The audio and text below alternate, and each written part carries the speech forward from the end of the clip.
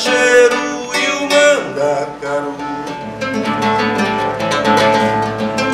Pele de onça preta, tatu tamanduá, calango comendo batata pio, jararaca armada, pé de jacurutu. Juritico, rupião, rolinha, fogado tocou, andorinha avoou e a Sariema cantou. Lá de trás da serra, vem te vi beija-flor. Lá de trás da serra, vem te vi beija-flor. Lá de trás da serra, vem te vi beija-flor. Lá de trás da serra, vem te vi beija-flor. Vem te vi beijando a flor. Bom, então, eu queria começar falando da ideia do projeto do Controverso, né? O Controverso é a ideia de um programa de TV fora do escopo jornalístico, meramente jornalístico, porque eu não sou jornalista, sou da educação, né? Sou pedagogo, mas tenho interesse em provocar um conjunto de debates, promover coisas desse tipo. E aí, em 2017, rolou aí uma reunião para a gente apresentar propostas de programas, né, para a TV UNEB. TV UNEB do DCH3. E eu falei, eu quero botar uma ideia, o Controverso. Fui para uma reunião, apresentei a ideia e para minha surpresa, apareceram 4 pessoas interessadas, 4 alunas do curso de jornalismo que eu não conhecia, Glícia, Kate, Yasmin e Laila. E essas pessoas se apresentaram, queriam participar da ideia do Controverso. Isso me animou, né? Eu falei, nossa, que massa que apareceram essas pessoas. E aí, quando foi no dia, isso foi antes, no primeiro semestre ainda, de 2017, em junho tem o Dia do Meio Ambiente. Eu sou ligado ao meio ambiente, sempre fui ligado, tenho na minha formação de mestrado uma conotação da formação no mestrado em meio ambiente, desenvolvimento sustentável, ecologia, ecosofia e tal. Tanto que estou gravando isso aqui do lado de um canteiro de mudas de IP que eu estou desenvolvendo aqui com a ajuda de uma aluna do DCH3 e com a ajuda de um aluno que também é funcionário aqui, que é Peninha. A aluna é Iane, que me ajuda aqui no canteiro, que é para a gente distribuir essas mudas de IP rosa. Então eu tenho essa vinculação com isso, queria fazer alguma coisa no Dia do Meio Ambiente. Falei, bom, vamos juntar uma coisa com a outra, vamos começar fazendo as duas coisas, né? Fazendo uma atividade ligada ao ECOS, que era meu grupo de pesquisa, que tem uma linha ligada ao meio ambiente. Então, fazer alguma coisa no Dia do Meio Ambiente e já startar uma gravação para o Controverso. Então, a gente juntou uma coisa com outra, resolvemos fazer um evento no dia 5 de junho, convidei um conjunto de pessoas interessantes e fizemos, esse foi o start do Controverso. Vou convidar aqui nossa colega professora Maria Herbênia Lima Cruz Santos, para fazer parte aqui, tomar lugar aqui na mesa. Convidar a professora Alvani Maria dos Santos Santiago, que é professora da Univasf. A Genoa Amaral Souza Filho. Eu quero Frederico Costa Santos. Nosso amigo Clébio Luiz Barbosa Jatobá, que é o senhor Eduardo Silva Meda, que tem formação em engenharia. Queria pedir a vocês todos que sentassem, se acomodassem. Como todos sabem aqui, a universidade ela funciona em cima de um tripé: ensino, pesquisa e extensão. E lá na universidade eu estou tendo a oportunidade de trabalhar com esses 3 segmentos, sendo que os 3 segmentos voltados para a questão ambiental, onde eu discuto com os meus alunos os impactos provenientes da agropecuária sobre os recursos naturais: água, solo, flora, fauna e atmosfera. Ainda nessa disciplina eu trabalho a questão da legislação ambiental. Tipo assim, se tem tanto impacto, tem a lei que protege. E por que os impactos acontecem? Mas na verdade, tipo assim, eu preciso ensinar a legislação ambiental. Os questionamentos sempre vêm, é óbvio. Mas o meu objetivo ali é trabalhar a questão ambiental. Depois eu trabalho ainda a coisa do licenciamento ambiental e da educação ambiental. Isso é a nível de ensino. ainda a nível de ensino, eu sou professora do mestrado em Ecologia Humana e Gestão Socioambiental, e eu tenho 2 orientandas que trabalham com educação ambiental. A dissertação delas vai ser com educação ambiental. Muitas atividades ainda para desenvolver, com muitas ações. Dentre elas, a identificação das plantas nativas com potencialidade para a recomposição da mata ciliar de São Francisco, coleta de semente, estudo da fisiologia das sementes, e isso a nível de pesquisa. Crescimento de plantas nativas em diferentes substratos, tipo assim, substrato, pode ser substrato comercial. Mas como o trabalho é bem voltado para a questão ambiental, a gente entende que é uma ação impactante tirar substrato para, por exemplo, utilizar solo para produzir não sei quantas mil mudas. Então a gente trabalha fazendo testes de diferentes substratos provenientes de subprodutos da agroindústria, tanto do coqueiro, como do sisal, como da cana-de-açúcar. Só para vocês terem uma ideia, cada água de coco que a gente consome, a gente está gerando 1 quilo de resíduo para o meio ambiente. Então, assim, é uma finalidade ecologicamente correta estar utilizando essa fibra de coco para fazer substrato para a produção de mudas. Então, a gente chama isso de uma pesquisa ecologicamente correta. Outro estudo que a gente está em fase de desenvolvimento ainda, diria de implantação, é um trabalho que a gente está testando diferentes modelos de recomposição na mata ciliar.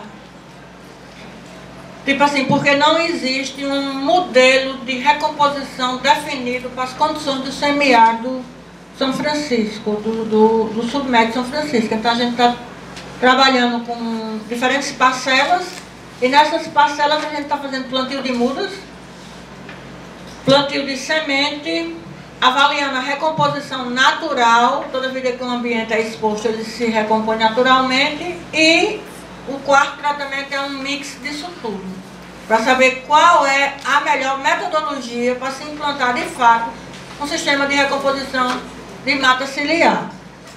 E por último, a gente tem estudado as plantas nativas da caatinga com potencial ornamental, porque a gente entende a necessidade de utilizar essas plantas nativas da caatinga na arborização urbana. No entanto, trabalhar com essas plantas nativas da caatinga para a arborização urbana, para o plantio em praças, em parques, em jardins, tem algumas limitações técnicas.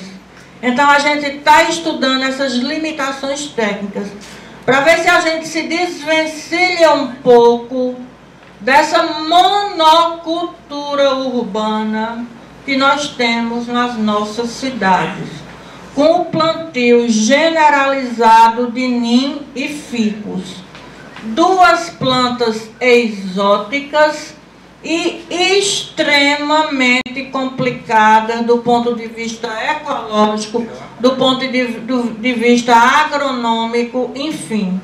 Então, a gente pensa em eleger plantas com esses potenciais para utilizar nos espaços urbanos. Plantas nativas, que apresentam grande adaptabilidade, né? E todas as outras características que são importantes. Então, praticamente, essas as nossas atividades dentro da universidade no eixo ensino, pesquisa e extensão. Obrigada.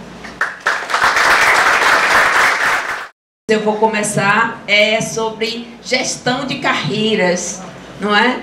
Que a gente tem que planejar e assumir uma atitude ativa para desenvolver as nossas carreiras. E em áreas que a gente tenha talento, né? Esse é o meu primeiro projeto que eu gosto de ressaltar, compartilhando um pouco aí da minha história de vida. No momento eu sou professora do curso de administração da Univasf, Sou professora permanente também de 2 mestrados. Hoje eu desenvolvo, né, uma pesquisa, eu trabalho responsabilidade social como professora do curso de administração. Eu procuro sempre pautar os temas transversais com a questão da sustentabilidade, que eu uso o conceito do Elkton, apesar que quando a gente fala em sustentabilidade, a gente sempre associa com a área ambiental, mas a sustentabilidade é a junção do econômico, do social e do ambiental. Então, o ambiental é mais um aspecto que a gente procura pautar. E nesta pesquisa, nós também organizamos um grupo que é Cero. Procure a gente no Facebook e se juntem a gente. Como está a responsabilidade da sua organização? E nós temos atores, diversos atores, e o nosso objetivo é criar uma comunidade de aprendizado entre professores, pesquisadores, comunidade, administração pública, administração privada, que tanto eu participo, a professora Herbênia participa representando a UNEB, e a doutora Ana Rúbia, que é promotora do meio ambiente em Petrolina, participa também deste grupo entre diversos atores. Eu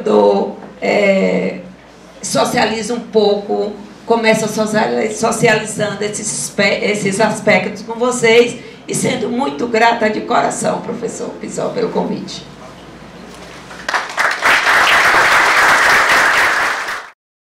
O país vem de um trabalho onde só era realizado a política ambiental pela União e pelo Estado.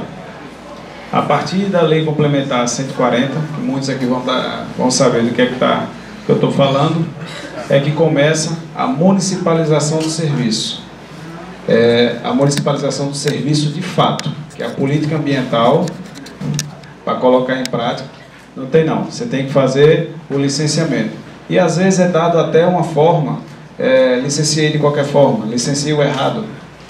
Então, muitos municípios estão preocupados com esse desenvolvimento e vem trabalhando o formato de licenciamento técnico.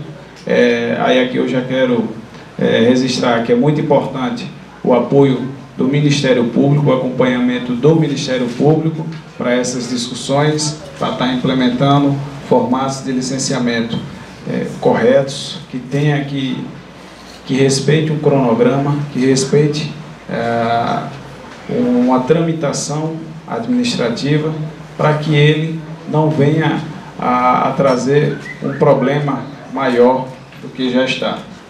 É no município onde a coisa acontece. A partir do momento que está a discussão, você pode implementar novas formas de trabalho. Mas aí é onde está o grande problema. A lei complementar, ela separou, ela deu o serviço. Mas até hoje eu não fui chamado pela União, pelo Estado, para dizer, ó, foi lhe dado o serviço, você vai ter o recurso para implementar a política municipal do meio ambiente. Infelizmente. Então a gente está na discussão ferrenha. Tem a taxa de controle e fiscalização ambiental por parte do IBAMA, só um dado a vocês, aonde 40% dessa taxa fica com a União, 60% é repassado aos estados, e tá a dever, é papel do Estado repassar aos municípios. Eu estou esperando até hoje, ainda não vi nada chegar. E nem a política de meio ambiente, de desenvolver a política ambiental. Então, é discussão que precisa cada dia mais estar discutindo, cada dia mais estar questionando. Aí onde eu deixo a informação para vocês, estarem participando do Conselho Municipal do Meio Ambiente, onde a discussão acontece, onde existe a formatação das resoluções, e para onde tudo vai culminar. E os comitês de bacia, que é um dos grandes problemas hoje e que logo pode vir a tornar uma realidade que eu acho que ninguém aqui queria passar, que é a escassez hídrica. Então, tem os comitês de bacia, onde todos têm que se apropriar dessa discussão, participar, questionar e, se for preciso, ir para a rua de fato. Que é algo que foi repassado o serviço, mas o controle sobre o uso da água, nem a União está tendo condição de fazer e repassa, e nem o Estado está tendo condição de fazer e repassa. Então são discussões que voltam sempre àquela mesma tecla. O serviço está aqui, mas cadê o apoio? Cadê o controle de fato da discussão? Então, o caminho que eu vejo é educação ambiental, o amanhã somos nós, todos terem conhecimento o que de fato o meio ambiente precisa para amanhã nossos filhos, nossos netos terem, se possível, o que a gente está tendo aqui hoje, certo? Muito obrigado. Sou engenheiro ambiental, tenho pós em gestão empresarial e eu trabalhava com resíduo lá em Salvador e a gente desenvolveu um trabalho bem interessante lá em Salvador, na verdade no Brasil quase todo, no Nordeste, bem intenso, então viajando muito. Aí fui convidado pela Sanvale para vir desenvolver o mesmo trabalho que eu fazia lá, aqui no Vale. Então hoje eu estou também envolvido no Brasil todo, principalmente no carro-chefe da empresa, que é resíduos sólidos. Como vocês sabem, existe hoje a 12.305, a Política Nacional dos Resíduos Sólidos, e que ela é a bíblia da empresa. Então tudo que a gente vai fazer referente a resíduos, a gente tem que seguir o que é determinado pela 12.305. E é interessante porque ela tem várias diretrizes. Então, desde a gestão até a classificação e reconhecimento de todos os resíduos que a gente faz o gerenciamento lá. Então, a gente faz o gerenciamento desde o papel e papelão das empresas até a lâmpada fluorescente, bateria, gases, resíduos contaminados com óleo, todos os tipos de resíduo. E a gente reconhece esse resíduo, todo resíduo, como vocês sabem, tem uma identidade, tem uma certidão de nascimento. Então a gente reconhece esse resíduo, fica amigo dele, para depois fazer a destinação final correta e adequada, para que consigamos tirar e diminuir a destinação não adequada. Além dos resíduos sólidos, temos diversas outras áreas também na empresa. Então tem tratamento de efluentes, tratamento de água também. Agora uma área está bastante forte, que é energia sustentável, energia limpa. Trabalhamos também com consultoria ambiental. Então a gente faz licenciamentos ambientais, lá em Petrolina principalmente. Fazemos planos, programas. Eu fui idealizador do projeto de rastreabilidade de resíduos sólidos, um dos idealizadores da empresa, de rastreabilidade dos resíduos sólidos, em que a gente trabalha o resíduo desde a sua geração, quando ele é produto ainda, todo resíduo ele é oriundo de um processo. Então, desde quando o resíduo é produto, ele recebe um rastreamento, e quando ele vira resíduo para a destinação final, ele finaliza o processo. Então, como empresa de gestão, toda vez que você gera um resíduo, temos vários fatores e várias pessoas envolvidas nesse resíduo. Outro projeto que eu idealizei, que é a Escola de Sustentabilidade. Então, seguindo uma vertente diferente da que a gente segue como educação hoje, a educação formal, pegando o gancho da educação informal e transversal, interdisciplinar e extradisciplinar. Então, a Escola de Sustentabilidade ela vem para ensinar tudo referente à sustentabilidade, mas não aquilo que a gente aprende no quadro nem no slide agora. Agora não é mais quadro, é slide. Que é, não jogue papel no lixo, ou não jogue papel no chão, ou não jogue resíduo no rio.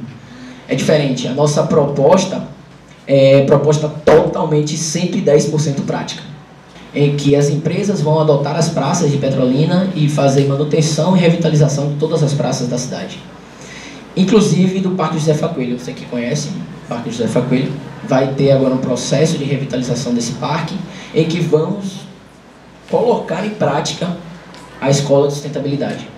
Não pense como a gente vai deixar o planeta para as próximas gerações, que é o que a gente sempre ouve, né? O que é que vamos deixar para as próximas gerações? Não precisa pensar assim. Pense o seguinte: como vamos devolver o planeta para as próximas gerações? Porque quando a gente pega algo emprestado, eu acredito que ninguém quer devolver quebrado. Vamos fazer a mesma coisa com o nosso ambiente.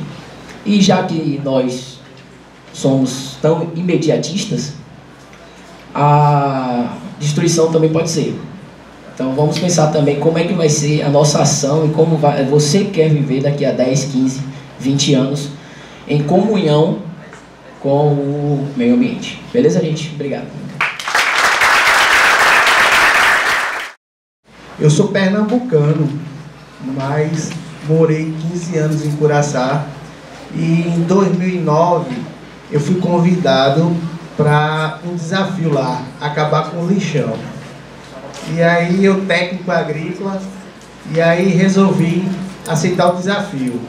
E na época a gente fechou realmente o lixão, colocamos em outro local. Era um lixão, mas um lixão mais controlado do que o outro, né? Se criou um centro de triagem, onde a gente colocou 38 famílias trabalhando em função, precisando realmente do emprego. Eles não eram catadores. Para você ter uma ideia, dentro do lixão moravam 7 catadores, dos 7 só ficou um. O resto foram embora. E o pessoal precisando de emprego, e o emprego era lá no aterro, no centro de triagem. A gente criou uma condição melhor de trabalho, menos insalubre, e a gente passou 4 anos, iniciamos a implantação da coleta seletiva, e a gente conseguia, mês, reciclar em torno de 20 toneladas. Quando tinha vidro, a gente saltava esse valor para, a cada 3 meses, chegava até 50 toneladas, porque só de vidro a gente tirava 30 toneladas a cada mês em Curaçá. Hoje eu estou no Pangea, que é uma ONG de Salvador, que ganhou um edital do governo do estado. É um projeto chamado Rede Cata Bahia. Esse projeto é um recurso do governo federal chamado Procatador.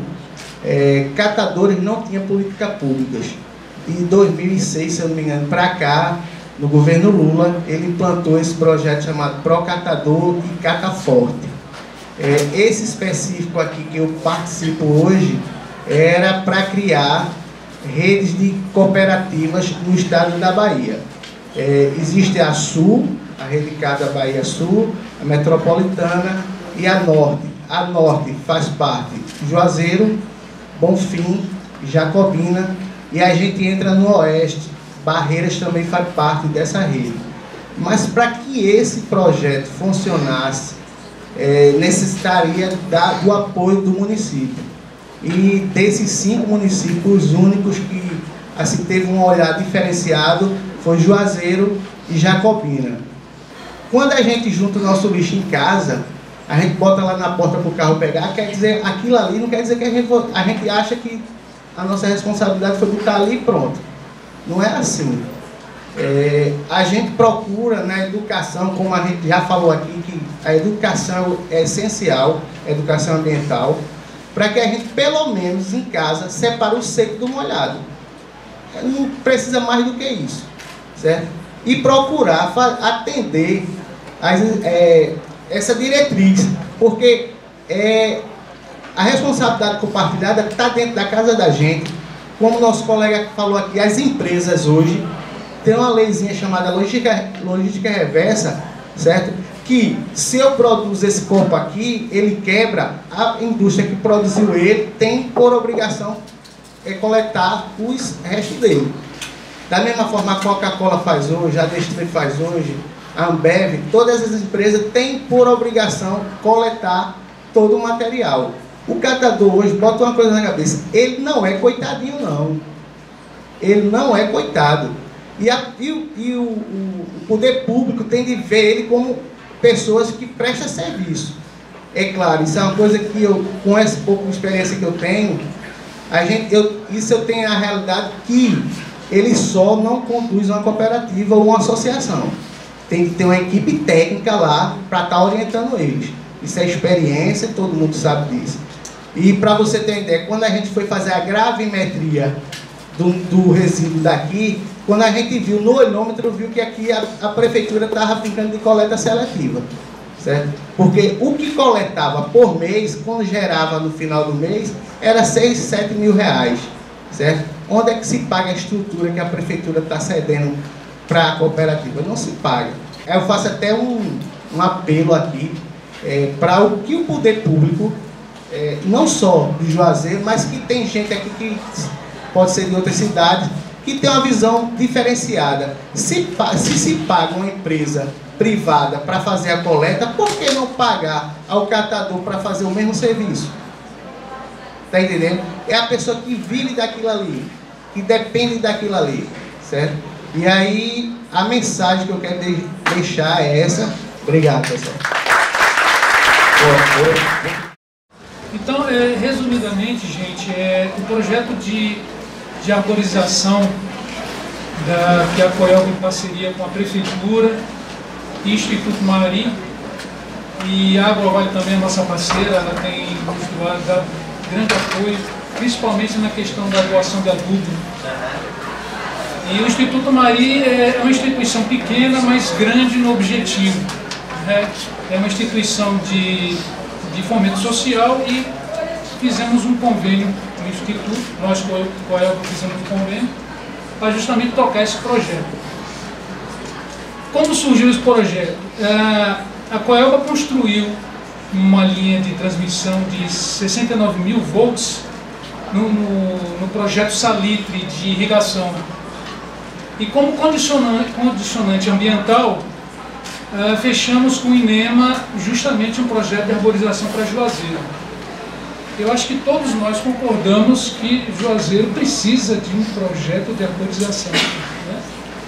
E como ele foi feito com ciência, com base científica, nós estamos utilizando plantas nativas. Como as plantas, árvores do semiárido não é muito agradável na questão urbana, a gente se permitiu importar um pouco da Mata Atlântica, tá? Mas não é um pecado tão grande, né? Não é verdade? Isso por quê? Porque nós queremos um vegetal ideal, né? Um que não suje, que dê sombra para o carro, que requer pouca água e que cresça rápido. Não existe isso, gente, tá? Não existe isso, tá? Quando os moradores escolhem a sua espécie que vai colocar na frente da casa, a gente explica direitinho essas coisas. Então, principalmente paciência, tá? As árvores do semiárido, elas crescem devagar, perfeito? Então, a gente pede muito aos moradores de que tenham paciência, e no final de algum tempo a recompensa vai chegar. Então é isso. É um projeto piloto, tá? Que escolhemos o bairro do Cajueiro e esperamos que isso se estenda para toda a cidade. E por que o bairro do Cajueiro? Porque foi um dos bairros que mais apresentaram problema de árvores na rede elétrica. Aí é um contrassenso, pô, vou plantar árvore no bairro que já é arborizado, né, e que tem problema de árvore, vou ter mais problema de árvore? Não há um contraditório nisso. Por quê? Porque se a árvore for plantada adequadamente, vai haver uma convivência pacífica entre a árvore e a rede elétrica, mesmo sendo a rede nua, tá? Aquela que não tem cobertura ou isolação. Então, as ocorrências na rede elétrica vão diminuir, tá? E a comunidade vai se beneficiar com a arborização do bairro. A gente percebe aí, andando de Juazeiro, que existem ruas e que não tem rede elétrica e nem árvore de um lado nem do outro da calçada. Existem ruas em que o calçamento não permite o plantio de árvore de médio e grande porte, né? Existem ruas que você tem do mesmo lado da rede elétrica arborizado e do outro lado não arborizado. A gente vê de tudo aí, inclusive não é um privilégio de Juazeiro. Não é um privilégio de Juazeiro. A arborização requer planejamento, requer profissionalismo, perfeito? E é isso, resumidamente, o nosso projeto de arborização é isso. Obrigado. Eu tenho dito o seguinte, tem 3 formas de iniquidades comuns às cidades que eu conheço, que se repetem em todas elas, e que elas têm a ver com 3 palavras: lixo, ficus e fuleiragem. Bom, lixo é porque tem uma estética do lixo. Você tem uma festa, tem uns produtores que vão fazer uma festa, das festas que todos vocês conhecem, que a juventude gosta muito, inclusive baseada na estética da quebradeira. Não é verdade? A estética da quebradeira. A ideia é, se joga, arregaça tudo, lasca tudo, suja tudo, desce até embaixo, rala a tcheca no chão, né?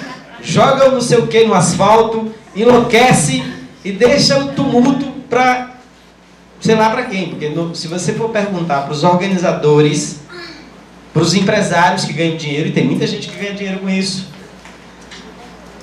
ninguém sabe de quem é esse problema. Você vai para qualquer cidade, você é recepcionado com lixo, em qualquer... Quando você começa a encontrar lixo, significa que você está chegando na civilização. Você está chegando numa cidade. É lixo que lhe recebe.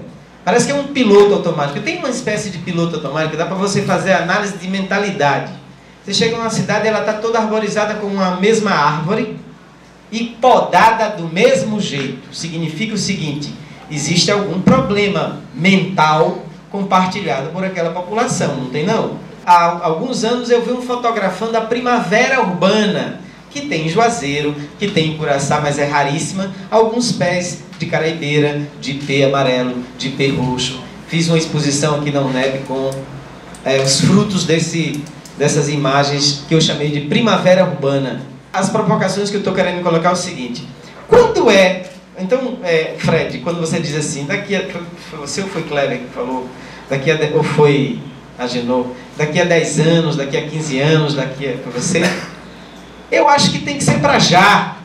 A gente juntou nesse vídeo, né, 2 professoras universitárias que estão falando de como trabalham a questão ambiental no ensino, na pesquisa e na extensão, um gestor público, um cara que trabalha numa empresa privada cuja função é fazer dinheiro inserindo lixo na logística reversa, né? Fazendo o trabalho de logística reversa com material reciclado, e uma pessoa da sociedade civil falando exatamente das parcerias também em relação à geração econômica com lixo, né? Com material reciclável, e um cara que é de uma empresa que tem parceria com o poder público. Então a gente juntou um plantel de pessoas que abordaram diversos temas nessa mesa. E ainda teve a presença do professor Paulo aí fazendo uma participação com música, que também cujos temas das músicas, tanto a música de autoria dele quanto a outra, do Vital Farias, tratam da questão ambiental. Tem a questão ambiental, na saga do Severininho, por exemplo, a questão ambiental está ali envolvida numa questão social, política e tal, então a dimensão ambiental tem a ver com tudo isso.